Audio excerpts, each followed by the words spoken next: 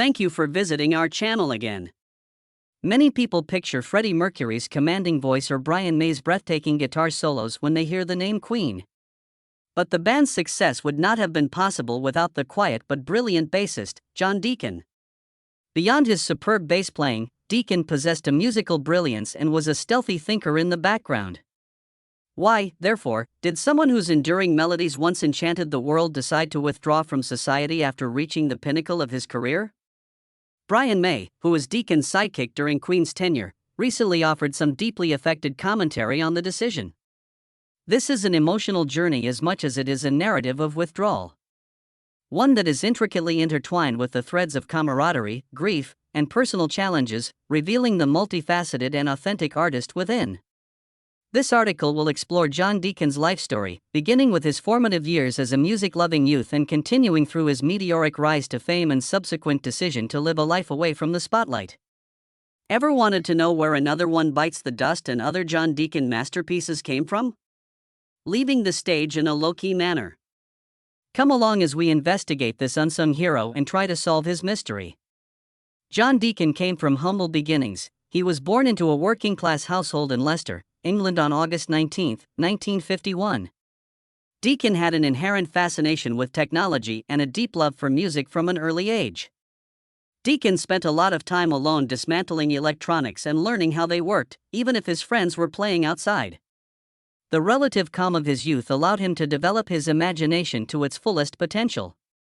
In his little room on peaceful evenings, he taught himself guitar and started performing as a young age. When Deacon was a youngster, he joined a band in his area. His musical talent and intuitive understanding of sound technology brought him immediate renown. There was more to Deacon's skill set than just music. He did quite well in school as well.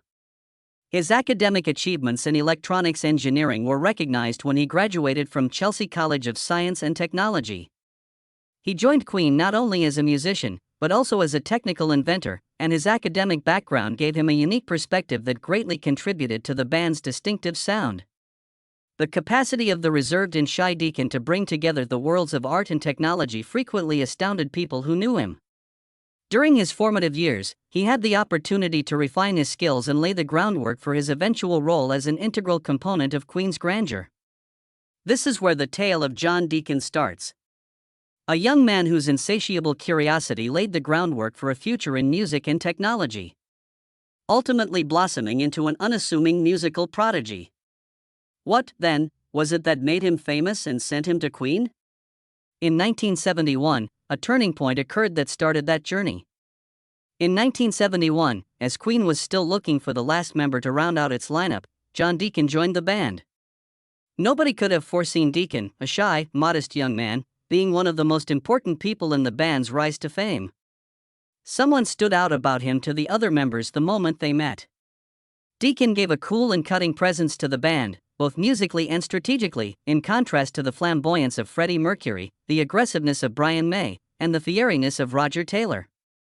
Deacon was more than simply a bassist in the beginning. Additionally, he possessed exceptional inventiveness and was a technical pioneer. The DC amp, a music amplifier made from salvaged parts, was one of his earliest inventions. This innovation was crucial in assisting Brian May in creating the layered guitar sounds that are instantly recognizable as Queen's sound. Deacon had a significant impact on Queen's music because to his incessant pursuit of innovation. Despite the fact that he frequently operated incognito, John Deacon was an accomplished songwriter in addition to his technical support duties. His skill in writing catchy, commercially viable songs that struck a chord with listeners was on full display in the band's early albums. His early single, You're My Best Friend, became a legendary smash that became strongly associated with the Queen brand. Composed as an emotional ode to his wife, the song displayed Deacon's talent for deftly fusing rock and pop elements. Without a question, Another One Bites the Dust was Deacon's pinnacle as a songwriter. His passion for funk and soul served as inspiration for the song, which went on to become a worldwide smash. Thanks to its mesmerizing bassline, it became a huge hit in the disco world as well as among rock lovers. Not only did the song surprise listeners, but its popularity solidified Deacon's place in Queen's and music history at large. When it came to the group's stability and harmony, Deacon was also an integral part. He played a key role in the decision to cut connections with Trident, Queen's management business, when they were having financial troubles in their early years. The group was able to achieve more financial stability and creative flexibility as a result of this courageous decision. Deacon, who is renowned for his careful approach and keen analytical abilities, assisted Queen in overcoming financial obstacles and laying the groundwork for sustained success. He frequently took up the role of peacemaker inside the band, mediating disputes when they arose. Despite his reclusive nature, John Deacon played a vital role in Queen's career from the very beginning. His subtle but vital contributions ranged from records like A Night at the Opera, which featured the legendary song Love of My Life, to The Game, which incorporated groundbreaking contemporary musical components. Not only was Deacon the bassist, but he also played keyboards, rhythm guitar, and even sang backup vocals on occasion. For the sake of the band's sound, he was always game to play a different instrument. A tale of skill and quiet devotion and patience, Deacon's journey with Queen is truly remarkable. His quiet demeanor made an impression even when he was not the center of attention. Not only did he play music, but he also contributed strategy, intelligence, and bandmate empathy. John Deacon's impact on Queen is inseparable from the band's legendary stature, even if he isn't as famous as Freddie Mercury or Brian May. John Deacon and Freddie Mercury had a special friendship. It went beyond being bandmates. It was a strong link between two people whose personalities were different but complementary. Mercury had an air of self-assurance and daring, whereas Deacon was reserved, shy, and liked to keep to himself. This dissimilarity is what made their bond special. It's what makes them complement each other so well. John Deacon was frequently pushed by Freddie Mercury to explore his songwriting talents and experiment with new concepts. Mercury continually provided Deacon with opportunities to showcase his secret skill, even though he was a man of few words. Mercury was a huge fan of Deacon's music and would often play his songs, including You're My Best Friend and Another One Bites the Dust. Mercury contributed to the development of Deacon's ideas, which he helped polish into classics thanks to his imaginative vision. They became close friends beyond the realm of musical collaboration. Mercury appeared to counteract Deacon's shy and wary personality with his vivacious and active personality.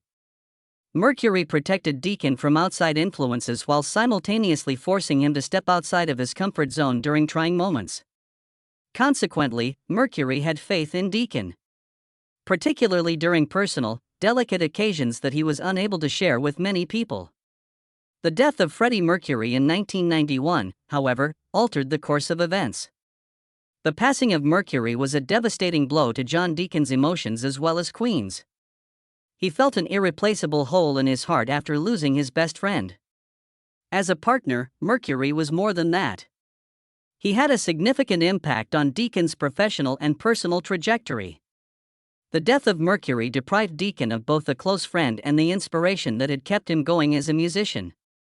Deacon attempted to carry on following Mercury's passing, but he soon came to terms with the fact that everything had changed due to his friend's absence. Made in Heaven, an album, and No One But You, a single, are among his tribute contributions. Poor people don't last long. But the feeling of hollowness intensified with each passing time he labored without Mercury. In addition to paying tribute to his friend, these endeavors served as his last goodbye to a significant chapter in his life. Choosing to step back. After finishing the tribute song No One But You, Only the Good Die Young in 1997, John Deacon formally retired from Queen and his whole music career, alongside Roger Taylor and Brian May. This was upsetting to the public, but it served as a means for Deacon to shield himself from the immense mental anguish that Freddie Mercury's death had inflicted upon him. Longtime collaborator and friend of Deacon's Brian May verified that the decision was not prompted by band strife but by Deacon's desire for personal serenity. According to May, John Deacon was quite vulnerable to the pressures of stardom. The constant attention and evaluation from the media was something he fought for a long time. In Freddie Mercury's prime, he frequently served as a barrier between Deacon and the outside world, letting the latter concentrate on the music without distraction. But it felt like Deacon had lost his biggest rock after Mercury's death. Both the music and Deacon's feeling of stability were disrupted by the loss, preventing him from carrying on. Brian May stressed that while the news of Mercury's death shocked the entire band, they all dealt with it in their own unique ways. Roger Taylor channeled his sorrow into music, May into scientific endeavors, and Deacon into complete withdrawal.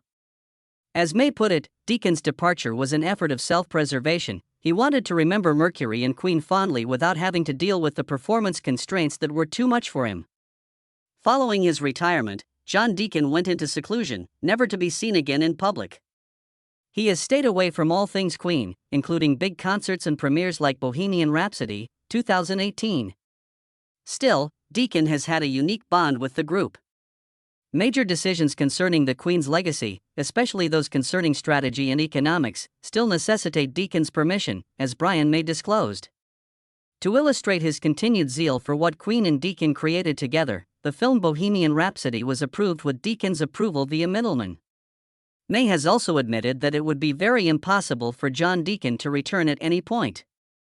There have been major shifts in the music and entertainment industries since Deacon retired, and he may be unable to adjust to the modern demands.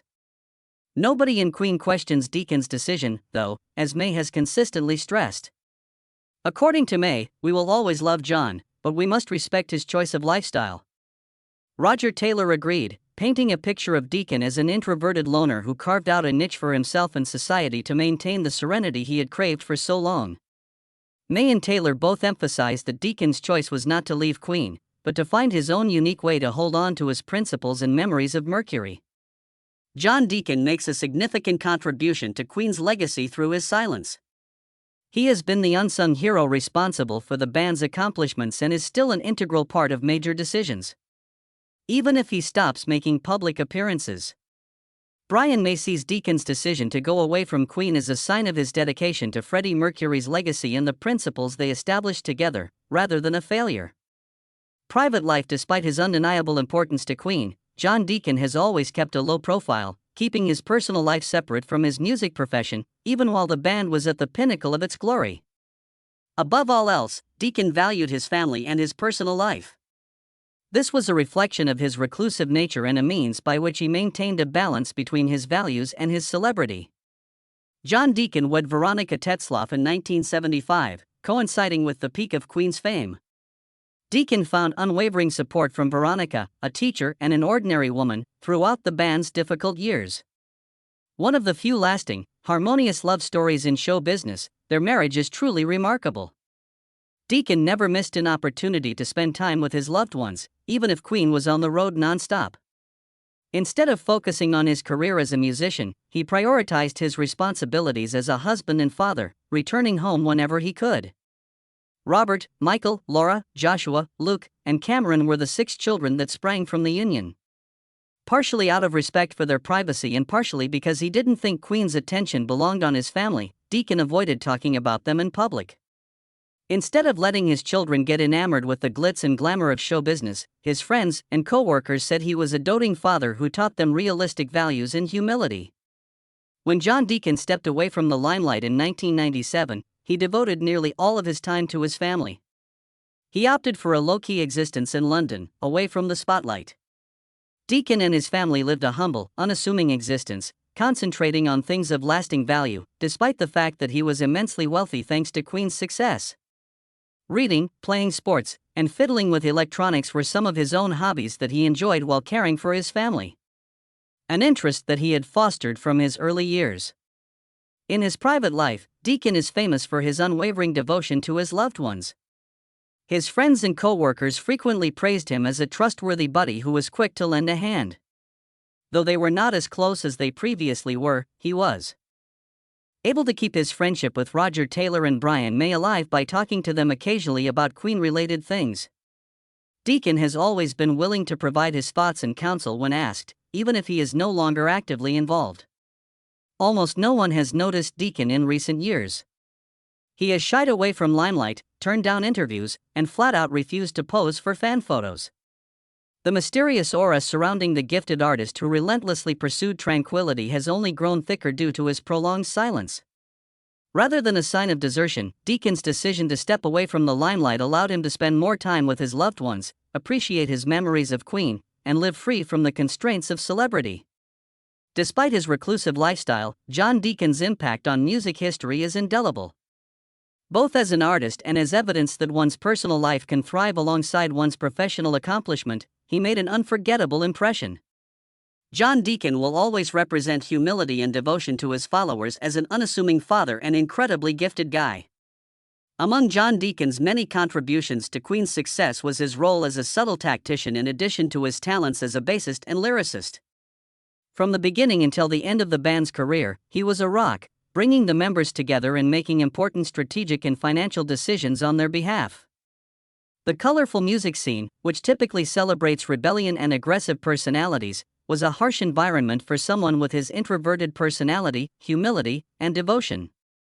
After the pressure of being in the public eye became too much for Deacon to handle after Freddie Mercury's death, he decided to pursue a different career path. He did not withdraw in order to get away, rather, he did so to protect himself and his most prized principles. Deacon realized that music was more than a profession to him, it was an integral aspect of the unique connections he valued, including the unbreakable link of camaraderie, reverence, and affection he had with his other band members, particularly Mercury. He was an unsung hero who had an enormous influence on viewers all across the globe, and he represents the virtue of silent devotion. John Deacon is more than simply an artist to his legion of devoted followers, he is living proof that remaining quiet and detached can be the surest way to keep excellence alive. A moving account of juggling celebrity and morals, John Deacon's life is an example to us all. Though he is no longer in the limelight, the enduring songs he introduced to the world will ensure his legacy lives on. He illustrates that success is not just about what is seen on stage, but also about the modest work made in. This remarkable and mysterious artist, John Deacon, what are your thoughts about him? Leave a comment below with your feelings about his impact on Queen and the music industry. As we delve further into the fascinating lives of musical icons, please like and subscribe to our channel so you can follow along. Your time here is really appreciated, and we will see you in our future film. So long.